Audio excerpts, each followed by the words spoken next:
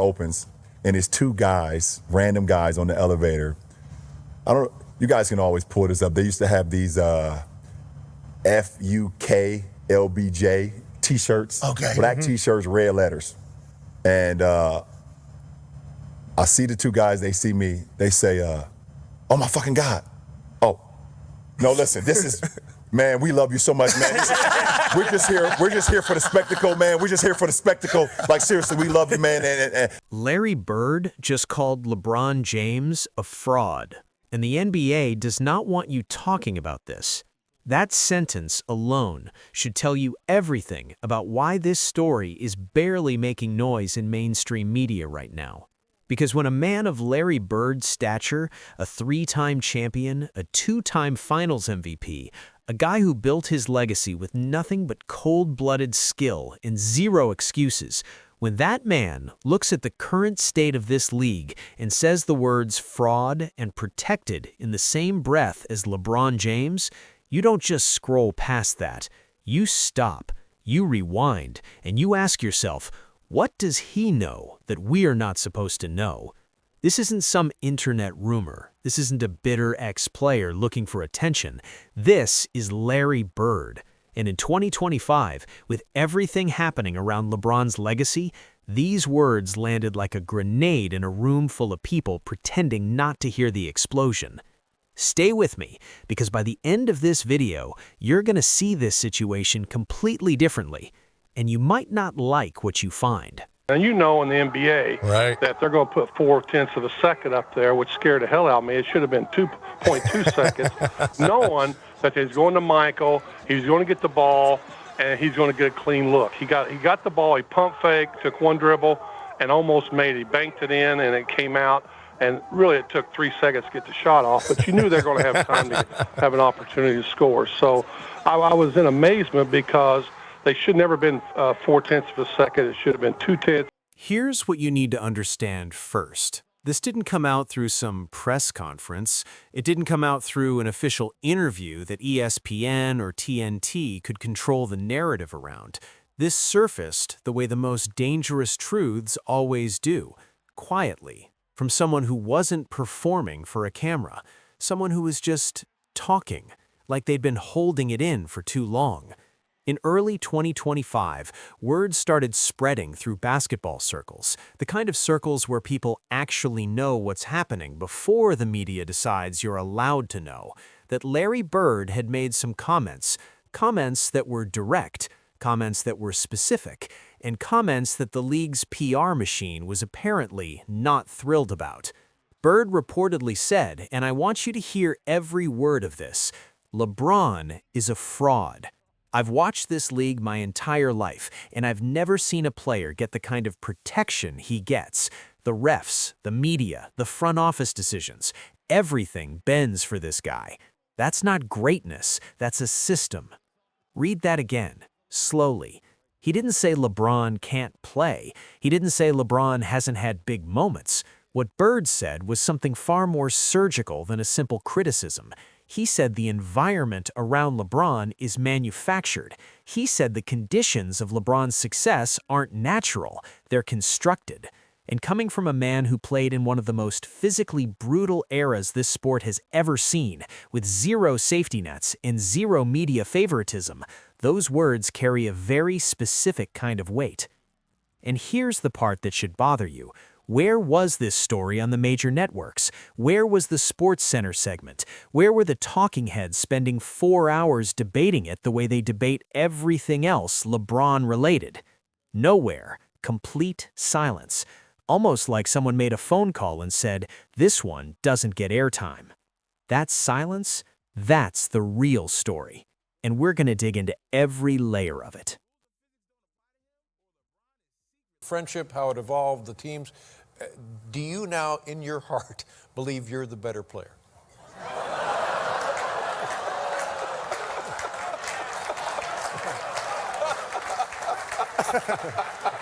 Actually, I've always said that I go by success, and he's won more championships, so I give him the nod. Oh, well, being very gentlemanly. Magic. Before you dismiss this as an old legend being bitter or out of touch, let's talk about who Larry Bird actually is in the context of NBA truth-telling, because his track record on this stuff is almost uncomfortable. This is a man who has never once cared about being liked by the right people. When Bird was playing, he talked trash to your face, beat you anyway, and then told the media exactly what he thought of you afterwards. No filter, no PR coaching, no carefully worded statements designed to protect future business relationships. When Bird transitioned into front office work, that same directness followed him. He made personnel decisions that looked crazy on paper and turned out to be right. He said things about players, about the direction of the league, about what winning actually requires, things that made people uncomfortable, and history kept proving him correct. This is not a man who speaks carelessly. Every word Bird uses is intentional, so when he lands on the word fraud, not overrated, not overhyped, not lucky, but fraud, that's a choice. That's precise language from a precise man, and it means something very specific. A fraud isn't someone who is bad at what they do. A fraud is someone whose public image doesn't match their private reality. A fraud is someone who is presented as one thing while actually being another. Bird didn't say LeBron is a bad basketball player. He said what LeBron represents, the narrative, the legacy, the greatest ever conversation, is built on something that isn't real. That's a devastatingly specific accusation, and Larry Bird doesn't make those by accident. There's also this. Bird has seen greatness up close. He competed against Magic Johnson in one of the greatest rivalries in sports history. He watched Michael Jordan. He's evaluated talent and character and competitive fire for decades at the highest level. When he makes a comparison, even an implicit one, between what he lived through and what he sees now, he's drawing from a reference point that very few people on Earth actually have. So the question isn't whether Bird is credible. He's one of the most credible voices in basketball history. The question is, why is this credible voice saying these things right now, in 2025, when LeBron's legacy is supposedly already sealed? And this is where it gets really interesting, because the timing of Bird's comments isn't random. Nothing in the NBA ever is. Let's break down the most explosive part of what Bird said. Not the fraud part, as dramatic as that word is, but the part about protection. The league protects him. That's the sentence that changes everything, because that's not just a personal opinion, that's an institutional accusation. What does it actually mean for a league to protect a player? Think about it from every angle. It means foul calls that go his way in situations where they statistically shouldn't. It means officiating patterns over the course of a season, over the course of a career, that create a different playing environment for one player than they do for everyone else. It means that when something happens that would end another player's reputation overnight, the media cycle around LeBron somehow finds a way to soften it, redirect it, or bury it entirely. And here's the thing. Fans have been pointing to specific moments for years. Moments where the whistle seemed to have a personality, moments where the narrative shifted overnight without explanation, moments where what everyone saw with their own eyes somehow got reframed into something completely different by the time the post-game show aired. Bird isn't saying anything that millions of basketball fans haven't already felt in their gut. What makes his version different is the source. When a fan on Twitter says the league is rigged for LeBron, it gets 50,000 likes and then disappears. When Larry Bird says the league protects LeBron, a man who has been inside the system, who knows the owners, who understands how decisions actually get made behind closed doors, that's not a tweet, that's testimony. And there's a business dimension to this that people don't want to talk about openly. LeBron James is worth billions of dollars to the NBA ecosystem. His games drive ratings, his presence in the playoffs drive revenue, his brand partnerships, his media ventures, his cultural footprint, all of it feeds back into the league's economic health. Is it really so crazy to suggest that an organization generating that kind of money around one player might have a structural incentive to keep that player looking invincible? Bird is essentially saying the quiet part loud, and the reaction, or more accurately, the lack of reaction from official channels, suggests that at least some people in powerful positions heard exactly what he said and decided the smartest move was to say nothing at all. Here's something I need you to sit with for a second. LeBron James has one of the most active, most sophisticated, most carefully managed public relations operations in the history of professional sports. His team responds to things quickly, strategically, whether it's a criticism from a former player, a controversy from a game, or a narrative building in the media. There is almost always a response, a post, a like, a carefully placed quote from someone in his circle, something. After Bird's comments surfaced, nothing. Complete radio silence from the LeBron camp. No statement, no subtweet, no friendly journalist receiving a quote to soften the blow, no appearance where LeBron casually addressed it with that practice laugh he uses when he wants to seem unbothered. Just silence. And I want you to think carefully about why that might be, because there are really only a few possibilities. Option 1, they genuinely didn't know how to respond to it. Bird's credibility is so ironclad, his language so precise, that any response risks amplifying the story rather than killing it. Sometimes the smartest PR move is to starve a fire of oxygen. Option 2, someone advised them that engaging with Bird directly would open doors to conversations that are far more dangerous than the original comments, because once you start defending against "the league protects you," you're essentially inviting the public to examine every moment where that protection might have shown up. That's a door you don't want opened. Option 3, and this is the one that keeps circling back no matter how many times you try to logic your way around it, there's something to what Bird said, and responding to it in any form acknowledges its existence in a way that silence doesn't. Silence isn't neutral. In the world of reputation management, silence is a decision, and the decision LeBron's team made was to let these words hang in the air without a single breath of pushback. Ask yourself, if someone called you a fraud on a public stage and you knew with absolute certainty that they were wrong, would you stay quiet? The moment Bird's comments started circulating, even without mainstream media amplification, even without the big platforms touching it, the internet did what the internet always does. It exploded.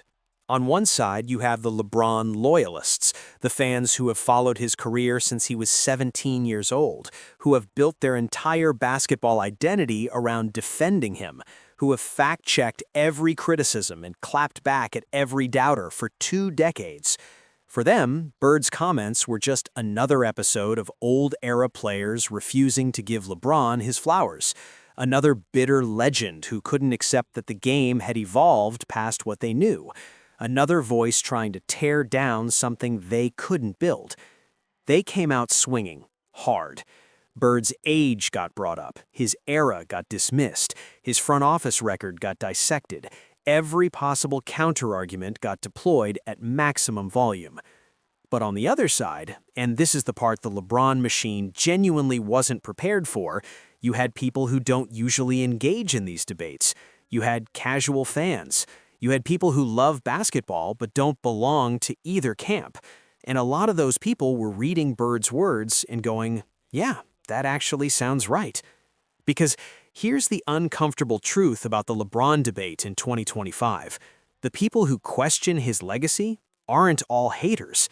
A significant portion of them are simply people who watched what happened, trusted their own eyes, and found themselves confused by the official version of events. Bird gave those people language. He gave them a framework. And frameworks, once they exist, are very hard to take back. The fan war got ugly fast. It always does when LeBron is involved, because nobody in basketball inspires the kind of extreme loyalty and extreme skepticism that he does simultaneously. There's no middle ground. There hasn't been for years. and Bird just dropped a match into a room that was already full of gasoline. What makes this particularly fascinating is that Bird, through it all, stayed silent too. No clarification, no doubling down publicly, no interview where he explained himself. He said what he said, and then he walked away from it, which, if you know anything about Larry Bird, is exactly what you'd expect from him. He doesn't perform, he doesn't chase attention, he stated a truth as he sees it, and now it's your problem to deal with. We've reached the part of the story that nobody wants to say out loud, but everybody is thinking. LeBron James's legacy is, on paper, extraordinary. The numbers are there, the rings are there, the longevity is there. By almost every statistical measure, he belongs in any conversation about the greatest to ever play this game. That part isn't really in dispute. But here's what Bird's comments cracked open that statistics can't close back up. The question of conditions. Because greatness in a vacuum and greatness within a curated environment are two completely different things. And the greatest players in history, the ones who truly don't need any qualifiers, have always been judged by whether they could dominate under the harshest possible conditions, with no system catching them when they fell. Bird played in a league that was physically brutal, where officials let things go, where the media narrative could turn against you overnight and nobody would step in to correct it. Jordan played under conditions where his competitors were just as protected as he was, where the playing field was as level as it was ever going to get. Their greatness was tested by genuine resistance. If Bird is right, if the league truly has constructed a protective environment around LeBron that doesn't exist for other players, then every number, every ring, every MVP conversation has to be re-examined through that lens. Not thrown out, re-examined. And that's what's really at stake here. Not whether LeBron can play basketball. Of course he can. The question Bird is raising is whether the version of LeBron we've been sold is accurate, whether the legacy we've been asked to accept was built fair and square or built with invisible scaffolding that nobody was supposed to notice. That question doesn't have a clean answer, and it's not supposed to. Because the most powerful questions in sports, the ones that generate the most heat, the most debate, the most passion, are the ones that force you to examine your own assumptions. Bird knows that. That's exactly why he said it the way he said it. He didn't offer proof. He didn't need to. He just pointed at something that millions of people had been feeling for years and gave it a name. Fraud.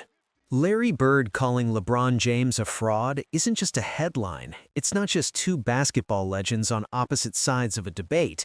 It's a signal, a very specific signal, from someone who has zero incentive to lie, no career left to protect, and no reason to say anything other than exactly what he believes. Whether you ride with LeBron or whether Bird's words felt like the thing you've been waiting for someone credible to finally say, one thing is undeniable. This conversation is happening in living rooms, in barbershops, in comment sections, in basketball circles that the mainstream media doesn't have access to. And no amount of silence from official channels is going to make it stop. Because once Larry Bird speaks, the echo doesn't just fade away. So let me ask you this, and I genuinely want to know what you think. If the greatest players of past generations started coming out one by one, using the same language Bird just used, would it change how you see LeBron's legacy? Or is the legacy already too big, too established, too protected to ever be touched? Drop your answer in the comments. I read every single one.